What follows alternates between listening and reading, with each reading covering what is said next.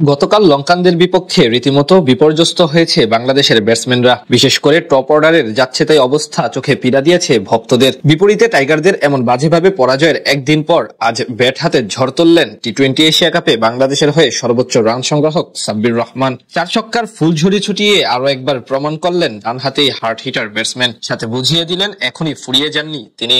অপার সম্ভাবনার সঙ্গে সাব্বিরের ছিল পাওয়ার হিটিং এর বিশেষ দক্ষতা, সাথে সোনার হরিণ খ্যাত লেগ স্পিনটাও পারতেন বেশ ভালোভাবে। কিন্তু সেই উজ্জ্বল কেরিয়ারে অমাবস্যার অন্ধকার নেমে এলো এক নিমিষে, যার মাঝে আলো ফিরাতে আজও লড়াই করে চলেছেন এই হার্ড হিটার ব্যাটসম্যান। এবার অবশ্য জাতীয় দলে প্রত্যাবর্তন করার দারুণ এক সুযোগ এসেছে তার কাছে। সেখানে প্রথম ম্যাচেই দিয়েছেন সমর্থকদের আস্থার প্রতিদান। ব্যাটিং এ নেমে অল্প সময়ের মাঝে ঝড় তুললেন এই পাওয়ার হিটার। এনসিএল টি-20 দ্বিতীয় দিনে আজ উদ্বোধনী দিন রাজশাহীর আকাশে শুরু থেকে ছিল বৃষ্টির রাজত্ব। সকাল থেকে আকাশ মেঘলা থাকার কারণে 20 ওভারের ম্যাচ নামিয়ে আনা হয় মাত্র 5 ওভারে। সেখানে টস জিতে হোম টিম রাজশাহী ডিভিশনের বিপক্ষে আগে বল করার সিদ্ধান্ত নেয় ঢাকা মেট্রো।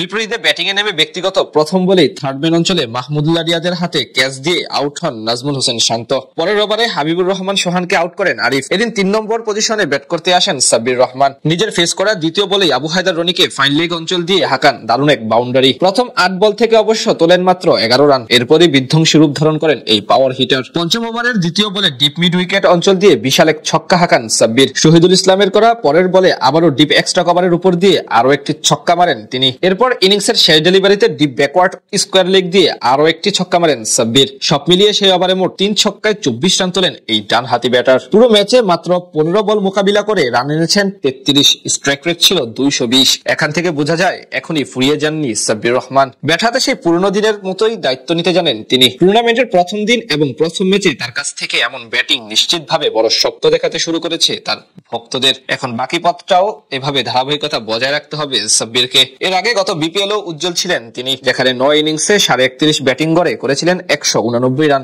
আসলে তার স্ট্রাইক রেট ছিল প্রায় 160 এবং ছক্কা মেরেছেন মোট 18টি। অবাক করার বিষয় হলো গড়ে প্রতি 6 বলে একটি করে ছক্কা হাঁকিয়েছিলেন এই ব্যাটার। এবার এনসিএলও দেখালেন এমন ব্যাটিংই। টুর্নামেন্টের প্রথম দিন এবং প্রথম ম্যাচে তার কাছ থেকে এমন ব্যাটিং নিশ্চিতভাবে বড় শক্ত দেখাতে শুরু করেছে তার ভক্তদের।